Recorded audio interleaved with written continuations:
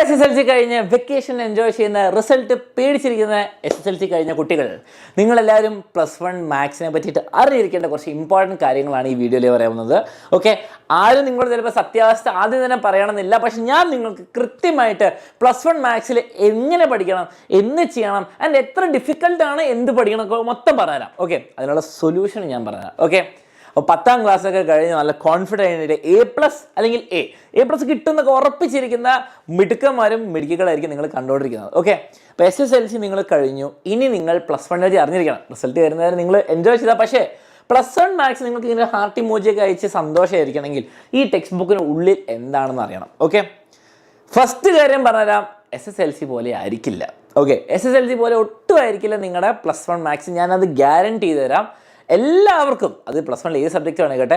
നമ്മൾ വിചാരിക്കും SSLC ഞാൻ 10 സബ്ജക്റ്റ് പഠിച്ചു അല്ലേ, ഇനി +1 എനിക്ക് 5-6 പഠിച്ചാൽ മതി, അപ്പോൾ എനിക്കെന്താ സിമ്പിളായിട്ട് പഠിക്കാം. പക്ഷേ നമ്മുടെ ഈ ബുക്കുകൾ നിങ്ങളെ സിമ്പിളാക്കുന്നതിന് പോലെ ടഫാക്കി തരും. അല്ലെങ്കിൽ നിങ്ങൾ 10ാം ക്ലാസ് കഴിഞ്ഞിട്ട് +1 ചില്ല് ചെയ്യാൻ പറ്റുമോ? ബുദ്ധിമുട്ട് കൂട്ടാൻ വേണ്ടിയിട്ടല്ലേ നിങ്ങൾ +1 അത് തന്നെയാണ് കാണാൻ പറ്റുന്നത്. അതെങ്ങനെയാണെന്ന് ഞാൻ കൃത്യമായിട്ട് പറഞ്ഞാൽ, ഫസ്റ്റ് ഒരു ഇമ്പോർട്ടൻറ്റ് ആൻഡ് ഹാപ്പി ന്യൂസ്, നിങ്ങൾക്ക് 27th സാറ്റർഡേ ഈ +1 ചാനൽ നിങ്ങൾക്ക് ബ്രിഡ്ജ് കോഴ്സ് ഉണ്ടാവും മാത്സിൻ്റെ. ഫസ്റ്റ് നിങ്ങൾ 10ാം ക്ലാസ് കഴിഞ്ഞിട്ട് +1 അറിഞ്ഞിരിക്കേണ്ട കുറച്ച് ഇമ്പോർട്ടൻറ്റ് മാത്സ് ഉണ്ട്. അത് ഞാൻ പഠിപ്പിച്ച് തരുന്നതായിരിക്കും ബ്രിഡ്ജ് കോഴ്സിൽ. അത് 27th സാറ്റർഡേ 7:30 ചെറിയ ക്ലാസ് ആയിരിക്കും. നിങ്ങൾ എല്ലാവരും വരിക, നിങ്ങൾ നോട്ട്ബുക്കോ പെന്നെടുത്ത് പഠിക്കാൻ വേണ്ടി വരണം, നിങ്ങൾ എൻജോയ് ചെയ്ത് കണ്ട് മനസ്സിലാക്കാൻ വേണ്ടി വാ. ഓക്കെ, നിങ്ങൾക്ക് അറിയാത്ത കുറേ കാര്യങ്ങളുണ്ടാവും, ആൻഡ് അറിയുന്ന കാര്യങ്ങളൊന്ന് റിവൈസ് ചെയ്യാൻ വേണ്ടിയിട്ടാണ്. ഓക്കെ, ഇതിൽ എന്തൊക്കെ ടോപ്പിക്സ് നിങ്ങൾക്ക് എക്സ്ട്രാ വേണം, ചിലപ്പോൾ LCM ആയിരിക്കും, ക്രോസ് മൾട്ടിപ്ലിക്കേഷൻ ആയിരിക്കും, ഡെസിമൽ ആയിരിക്കും, അതെന്താണെന്ന് വെച്ചാൽ നിങ്ങൾ അറിയുക. കാരണം +1 കയറി കഴിഞ്ഞാൽ ഇതിനൊന്നും സമയമില്ല. എല്ലാവരും വരെ 27th സാറ്റർഡേ +1 മാത്സിൻ്റെ ഫസ്റ്റ് ബ്രിഡ്ജ് കോഴ്സ്. ഇനി നിങ്ങൾ ടെക്സ്റ്റ് ബുക്ക് ഓപ്പൺ ചെയ്താൽ നിങ്ങൾക്ക് SSLCയിൽ അല്ലെങ്കിൽ CBSEയിലാണെങ്കിൽ 15 ചാപ്റ്റേഴ്സ് ഏകദേശം ഉണ്ട്. SSLCക്കാർക്കാണെങ്കിൽ നിങ്ങൾക്ക് 11 ചാപ്റ്റേഴ്സ് ഉണ്ടായിരുന്നു. ഓക്കെ, അതിലും കുറേയൊക്കെ സിമ്പിൾ തന്നെ. അരിത്തമെറ്റിക് സീക്വൻസ് ഒക്കെ ഒരു ചാപ്റ്ററായിട്ട് തന്നെ കരുതാൻ പറ്റില്ല, വളരെ സിമ്പിളായിരുന്നു അല്ലേ. ഇനി നിങ്ങൾ ഇങ്ങോട്ട് നോക്കുക, +1 മാത്സിലേക്ക് വരുമ്പോൾ 14 ചാപ്റ്റേഴ്സാണ്. നിങ്ങൾ പുതിയ ലേറ്റസ്റ്റ് സിലബസ് ബുക്ക് തുറന്നു നോക്കിയാൽ 14 ചാപ്റ്ററാണ്. പണ്ടത്തെ ആണെങ്കിൽ 16 കേട്ടോ. ഈ 14 ചാപ്റ്ററിൽ ചിലതൊക്കെ വളരെ സിമ്പിളാണ്. ഞാൻ ഇപ്പം തന്നെ പറയാം. എന്താ സെറ്റ്സ് നിസ്സാരം, ഞാൻ ഇവിടെ ടിക്കറ്റ് അതാ ഓരോ ടിക്കിന് അതിൻ്റെ ഡിഫിക്കൽട്ടീനനുസരിച്ച് കേട്ടോ. അപ്പോൾ സെറ്റ്സ് സിമ്പിളാണ്, റിലേഷൻ ഫംഗ്ഷൻ സിമ്പിളാണ്, ലീനിയർ ഇക്വാളിറ്റി സിമ്പിളാണ്, ബൈനോമിയൽ തിയറം സിമ്പിളാണ്, ഇൻട്രോഡക്ടറി സിമ്പിളാണ്. ഇത്രയുള്ള simple chapters.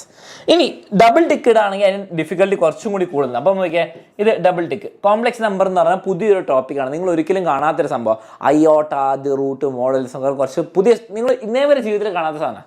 Okay, permutation and combination കുറച്ച് പുതിയ കോൺസെപ്റ്റാണ്. നിങ്ങൾക്ക് ഒരാളുടെ ഫോൺ നമ്പർ ഗസ് ചെയ്യണമെങ്കിലോ അല്ലെങ്കിൽ എത്ര വേർഡ്സ് ഉണ്ടാവും നോക്കണമെങ്കിലോ കുറേ ഉണ്ട്. ഓക്കെ, നിങ്ങൾക്ക് എത്ര ആൾക്കാർ എങ്ങനെയൊക്കെ ഷെയ്ക്ക് ഹാൻഡ് ചെയ്യാണെന്നും എത്ര നിങ്ങൾ എങ്ങനെ കാർഡ്സ് ഡിസ്ട്രിബ്യൂട്ട് ചെയ്യുമ്പോൾ ഒരു മാത്തമാറ്റിക്സ് ഉണ്ട്, അതൊക്കെ നമ്മൾ പഠിക്കും. ഭയങ്കര രസമാണ് കേട്ടോ. സീക്വൻസ് ആൻഡ് സീരീസ് നിങ്ങൾക്ക് അരിത്തമെറ്റിക് സീക്വൻസ് നിങ്ങൾ 10th പഠിച്ചിട്ടുണ്ട്. അതിൻ്റെ ബാക്കി ജോമെട്രിക് നമ്മൾ ആഡ് ചെയ്യുന്നതിന് വരെ മൾട്ടിപ്ലൈ ചെയ്യും നമ്പേഴ്സ്. ഓക്കെ, സ്ട്രെയിറ്റ് ലൈൻസ് കുറച്ച് ഡിഫിക്കൽട്ടാണ്. ഓക്കെ, കോണിക് സെക്ഷൻസ് നിങ്ങൾക്ക് ചിലവർക്ക് ഭയങ്കര ഡിഫിക്കൽട്ട്. അപ്പോൾ 3 ടിക്സ്. ലിമിറ്റ്സ് ആൻഡ് ഡെറിവേറ്റീവ്സ് ഞാൻ വെറുതെ പറയല്ല മക്കളെ, 4 ടിക്ക് ഇടുന്നു. കാരണം നിങ്ങൾ ഈ പഠിച്ച ട്രിഗ്നോമെട്രിയിൽ നിന്ന് അതിൽ നിന്നുള്ള കുറേ കാര്യങ്ങൾ ഇവിടെ ഉപയോഗിക്കുന്നുണ്ട്. ഓക്കെ, ട്രിഗ്നോമെട്രിക്ക് നമുക്ക് 3 ടിക്ക് ഇട്ടേക്കാം. ഓക്കെ, സ്റ്റാറ്റിസ്റ്റിക്സ് 2 ടിക്ക് നിങ്ങൾ ഫോർമുല പഠിക്കാനുള്ള ബുദ്ധിമുട്ടുള്ളൂ, പ്രോബബിലിറ്റിയും വലിയ ബുദ്ധിമുട്ടില്ല. ഓക്കെ, ഇപ്പം നിങ്ങൾക്ക് +1 മാത്സിലെ നിങ്ങളുടെ എക്സാമിന് വരുന്ന ഡിഫിക്കൽട്ടി അനുസരിച്ച് ഞാൻ റാങ്ക് ചെയ്തിട്ടുണ്ട്. എന്നാണ് ഈ റാങ്കിൻ്റെ അർത്ഥം? ഇത്രേ ഉള്ളൂ. ഈ ട്രിഗ്നോമെട്രി പോലത്തെ chapter, trigonometry, limits and derivatives, അതേപോലെ കോണിക് സെക്ഷനൊക്കെ എന്താണ് പ്രശ്നം എന്ന് വെച്ചാൽ നിങ്ങൾക്ക് ഈ ഫോർമുലയിൽ നിങ്ങൾ പുതിയ സംഭവം തന്നെയായിരിക്കും. നിങ്ങൾ 10ാം ക്ലാസ് പഠിച്ച ട്രിഗ്നോമെട്രി ഒന്നുമല്ല ഇവിടെ, ഇതിൻ്റെ അപ്പുറം, ലെവൽ അപ്പുറം. ഈ ചാപ്റ്ററും ഒക്കെ ലിങ്ക്ഡ് ആണ്. അതിന് തന്നെ ടഫായ കുറേ ടൈപ്പ് ക്വസ്റ്റ്യൻ ഉണ്ടാവും. നിങ്ങൾക്ക് വിശ്വാസമാകുന്നില്ല. നിങ്ങൾ വിചാരിക്കും സാർ 10ാം ക്ലാസ്സിൽ ഞാൻ അടിപൊളിയായിട്ട് സൈൻ തീറ്റ കോസ് തീറ്റ ഒക്കെ പഠിച്ചു, +1 എത്തുമ്പോൾ സാർ വെറുതെ പേടിപ്പിക്കുക. എന്നാൽ ഞാൻ സത്യാവസ്ഥ പറഞ്ഞാൽ, നിങ്ങൾ ടെക്സ്റ്റ് ബുക്കിൽ കൊടുത്ത ട്രിഗ്നോമെട്രി ചാപ്റ്റർ കഴിഞ്ഞിട്ട് ടെക്സ്റ്റ് ബുക്കിന് പുറകിൽ കൊടുത്ത ഫോർമുലയാണ്. ഓക്കെ, നോക്കാം, ഇതൊക്കെയാണ് ഫോർമുല. ഇതൊക്കെ ബൈ ഹാർട്ട് ചെയ്യണം. ഇത് വെറുതെ പറയാം. നിങ്ങൾ എന്ത് വേണം എന്നോട് ചോദിച്ചാൽ എനിക്ക് പറയാൻ പറ്റും. അത് അത്രയും പഠിച്ചിട്ടുണ്ട്, അത്രയും പഠിപ്പിച്ചിട്ടുണ്ട്. നിങ്ങൾ +1 കഴിഞ്ഞ ചേട്ടന്മാരോട് ചോദിച്ചാൽ ഇതൊക്കെ പഠിക്കേണ്ടത്, ഇതൊക്കെ പഠിക്കണം. ഇതൊക്കെ ബേസിക് ഫോർമുല. ഓക്കെ, ഇപ്പോൾ തന്നെ ഒരു 10-20 ഫോർമുലയും ഒരു പേജ് ആയിട്ടുള്ളൂ. ഇതാ ബാക്കി ഫോർമുല. ഓക്കെ, ഇതൊക്കെ എങ്ങനെ ബൈ ഹാർട്ട് ചെയ്യാന്ന് ആലോചിച്ച് നോക്കുക. ഓക്കെ, ഇത് ട്രിഗ്നോമെട്രി. ഇനി അതിൻ്റെ കൂടെ തന്നെ ഗ്രാഫ് പഠിക്കണം. ട്രിഗ്നോമെട്രിൻ്റെ ഗ്രാഫ്. നിങ്ങൾ സൈൻ തീറ്റ എന്ന് പറഞ്ഞില്ല, ഇതാണ് കോസ് തീറ്റ, ടാൻ തീറ്റ, ഇത് കോട്ട് തീറ്റ, കോട്ട് തീറ്റ, അതന്നെ. ഇത് നിങ്ങൾ പഠിക്കണം. ഞാൻ വെറുതെ പറയല്ല. ഇത് അലൻ സാറിൻ്റെ +1 മാത്സിൻ്റെ നോട്ട്സ് നിന്ന് എടുത്താൽ സെക്കൻഡ് ചാപ്റ്ററിൽ നിന്ന് പഠിക്കാനുള്ള കുറച്ച് ഗ്രാഫുകളാണ്. ഓരോ ഷേപ്പും പഠിക്കണം, അതിനൊക്കെ മാത്തമാറ്റിക്സ് ഉണ്ട്. ഓക്കെ, അപ്പം നിങ്ങളിത് കണ്ട് പേടിപ്പിക്കാൻ വേണ്ടിയിട്ടല്ല ഇത് കൊണ്ടുവന്നത്. കുറേ ഗ്രാഫ് ഉണ്ട്. ഇനി ഞാൻ പറഞ്ഞില്ല, ലിമിറ്റ്സ് ആൻഡ് ഡെറിവേറ്റീവ്സ് എന്ന് പറഞ്ഞാൽ ഭയങ്കര ടഫ് ചാപ്റ്റർ. അതിൻ്റെ ഏറ്റവും സിംപ്ലിഫൈഡ് വെർഷനാണത്, ഏറ്റവും സിംപ്ലിഫൈഡ് വെർഷൻ ഷോർട്ട് നോട്ട്സ്. ഇതിൻ്റെ 20 പേജ് തന്നാലും എനിക്ക് തീർക്കാൻ പറ്റാത്ത ക്വസ്റ്റൻ ആൻസർ ഉണ്ടാവും. ഞാൻ വെറുതെ പറയല്ല, എന്ത് കേട്ടോ. ഒരു ക്വസ്റ്റ്യനാണ് നിങ്ങളുടെ +1 മാത്സിലെ എൻ്റെ അഭിപ്രായത്തിൽ ഏറ്റവും ടഫസ്റ്റ് ചോദ്യമാണ്. എക്സാമിന് ചോദിക്കുന്ന ചോദ്യം ഒരു ഫസ്റ്റ് പ്രിൻസിപ്പൽ എന്ന് പറഞ്ഞിട്ട് ഡെറിവേറ്റീവ് കണ്ടുപിടിക്കാൻ പറയും. നോക്കിയാൽ ഇതൊക്കെ എഴുതണം. ഇത് ഒരു +1 കുട്ടി എങ്ങനെ എഴുതുന്നതാണ് എനിക്ക് ആലോചിക്കുന്നത്. ഓക്കെ, ആദ്യം കാണുമ്പോൾ ബുദ്ധിമുട്ടായിരിക്കും. ഇതൊക്കെ കടന്നു വന്ന് അഗ്നി ബാച്ചിലും +1 കുറേ കുട്ടികൾ ഫുൾ മാർക്ക് മേടിച്ചിട്ടുണ്ട്, അറിയേണ്ടത് തട്ടിപ്പോയി. പക്ഷേ സമയമെടുക്കും ആൻഡ് നിങ്ങൾക്ക് അതിനുള്ള സപ്പോർട്ട് സിസ്റ്റം വേണം. ഇത് സ്വന്തം പഠിച്ചെടുക്കാമെന്ന് പറഞ്ഞാൽ ബുദ്ധിമുട്ട്. SSLC പോലെ ആയിരിക്കില്ല, ഞാൻ വെറുതെ പറയില്ല. ഇത് നിങ്ങൾ +1 കഴിഞ്ഞ ചേട്ടന്മാരോട് ചോദിച്ചു ഫസ്റ്റ് പ്രിൻസിപ്പളിൻ്റെ ക്വസ്റ്റ്യൻ വരുമെന്ന്. ഈ വർഷം കൂടി വന്നിട്ടുള്ളൂ. പഠിക്കാന്ന് പറഞ്ഞാൽ കുറേ സമയം എടുക്കും. നിങ്ങൾക്കിപ്പോൾ സ്ട്രെയിറ്റ് ലൈൻസ് പറഞ്ഞ ചാപ്റ്റർ ഉണ്ട്. ഓക്കെ, അതിൽ കുറച്ച് ഫോർമുല മാത്രമാണ്. നിങ്ങളുടെ സീനിയേഴ്സ് ചോദിച്ചു ഫോർമുല മാത്രം എടുത്തുതരും. ഫോർമുല എടുത്തുതരാം, ഇതാണ് ഫോർമുല.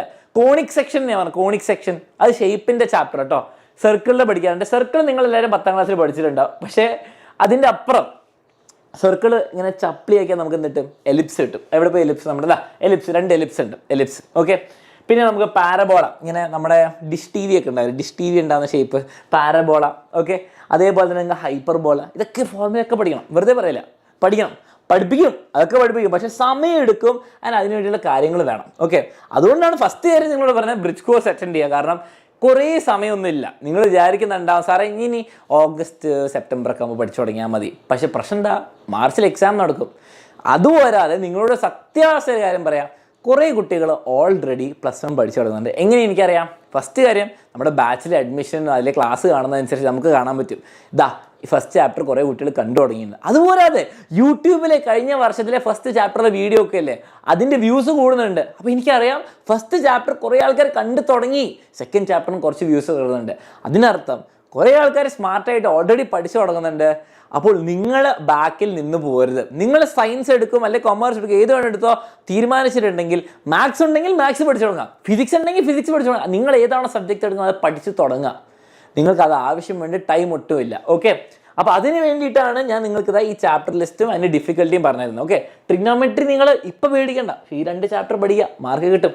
ട്രിഗ്നോമെട്രി എത്തുമ്പോൾ ഞാനുണ്ട്, ഇതെത്തുമ്പോഴും ഞാനുണ്ട്, എക്സാമിനർ മൊത്തം സപ്പോർട്ട് ഉണ്ടാവും. ഇനി നിങ്ങൾക്ക് SSLCയിലെ ക്ലാസ്സൊക്കെ നിങ്ങൾക്ക് കണ്ട് ഇഷ്ടപ്പെട്ടിട്ടുണ്ടെങ്കിൽ നിങ്ങൾക്ക് +1 എക്സാമിനറിലൂടെ പഠിക്കണം ഫുൾ മാർക്കിന്. വെറുതെ പറയല്ലേ ഫുൾ മാർക്ക്. 520 മാർക്ക് നിങ്ങൾക്ക് +1 മേടിക്കാം. അത് മേടിച്ച് തകർത്ത് അടിപൊളി കേരള സ്റ്റേറ്റ് ടോപ്പേഴ്സ് ആയ കുട്ടികളുണ്ട് നമ്മുടെ ബാച്ചിലൂടെ. ഓക്കെ, നമ്മുടെ ബാച്ചിൽ ഓൺലൈനായിട്ട് കണ്ട് പഠിച്ച് ഫുൾ മാർക്ക് മേടിച്ച സ്റ്റേറ്റ് ടോപ്പേഴ്സ് ഉണ്ട് നമുക്ക്.